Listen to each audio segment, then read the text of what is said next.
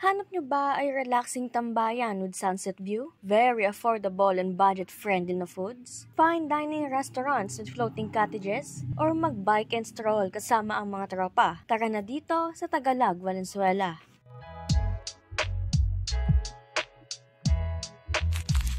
So our first stop, this fine dining restaurant that offers the perfect mix of elegance and nature. Welcome to Tata Celo. Sa labas pa lang bubungad na agad ang malawak na parking area para sa lahat ng bisita. Sa loob, mararamdaman mo ang warm yet sophisticated ambience dahil sa antique at vintage furnitures na nagbibigay ng classy, timeless character sa buong lugar. Ang highlight, ang kakaibang dining setup sa kanilang cottages na nakapalibot sa isang malawak na ilog at palaisdaan. Sa foods naman, mix of seafoods and Filipino cuisine sila dito at nakaset and combo na rin, so kung indecisive kayo like me, hindi na kayo mahihirapan pang mamili ng foods nyo. At habang kumakain, ramdam mo ang preskong simoy ng hangin, agos ng tubig, huni ng mga ibon, at tahimik na vibe na parang nasa isang hidden sanctuary.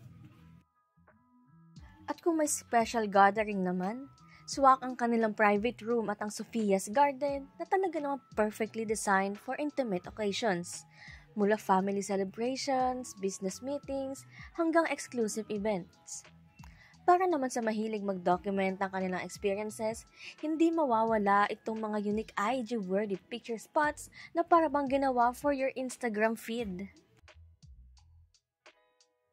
Tata Celo is not just a dining place, but a destination where fine food, aesthetic surroundings, and peaceful nature come together. Perfect for celebrations, barkada nights, romantic dates, o kahit simpleng pahinga mula sa gulo ng syudad. Our next food place, Kamayan sa Palapat. Kamayan sa Palapat is all about authentic Filipino dining in a refreshing riverside setting. Dito, bida ang lutong bahay favorites at foods from the provinces. Perfect for family gatherings, barkada trips, or simpleng weekend food bonding. Ang ambience ay simple pero presko. May touch of modern and vintage na para bang bumalik ka sa sinaunang panahon. Samahan mo pa na may malawak na palaisdaan dito sa likod na nagbibigay ng peaceful ambience sa paligid.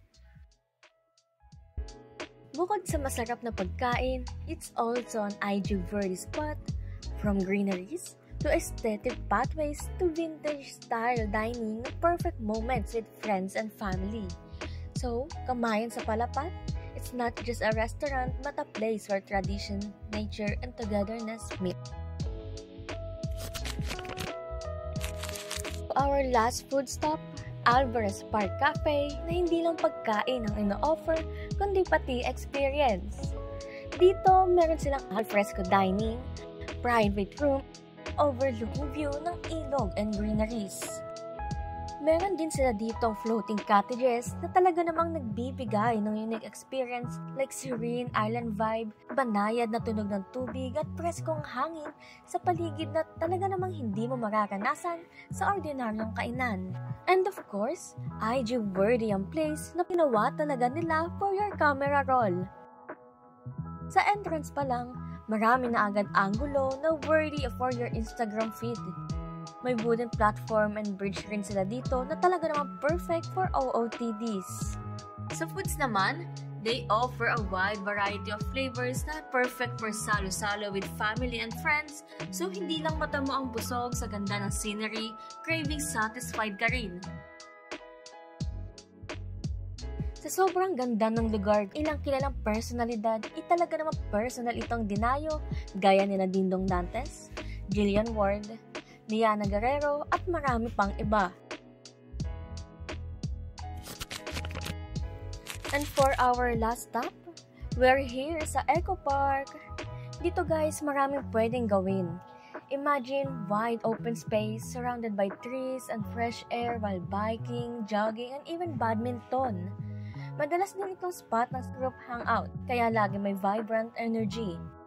Pwede rin kayo mag-picnic or chill lang here sa grass and syempre pet-friendly din sila dito.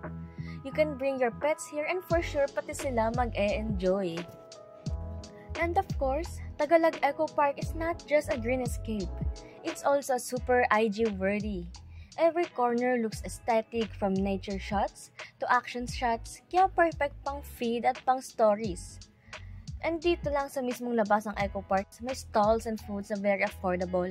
May iba't ibang foods dito kaya maraming pagpipilian, depende sa cravings nyo. Quick background lang guys, fishing has been part of people's lives here in Tagalog for decades. Maraming fish ponds dito kaya nakilala siya bilang perfect spot for fishing, hindi lang sa locals kundi na rin sa mga karating barangays and cities. And in 2016 nga, dineklara bilang ecotourism zone itong Tagalog Fishing Village.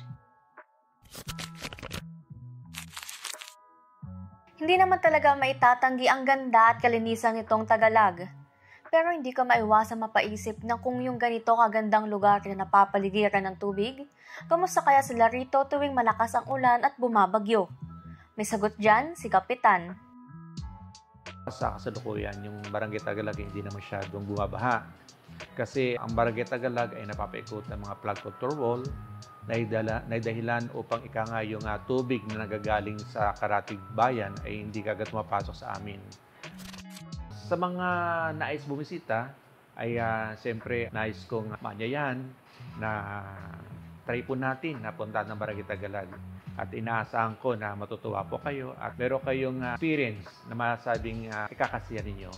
Dahil sa Tagalog, nandito ang maraming masasarap na kainan. Dito rin sa Tagalog ang maraming pasyalan. Andito rin sa Tagalog ang pwedeng mapaglibangan tulad ng fishing at birdwatching. Kaya tara na po sa Tagalog at dito'y malalangha pa rin ang isang malinis, lamig na simoy ng hangin.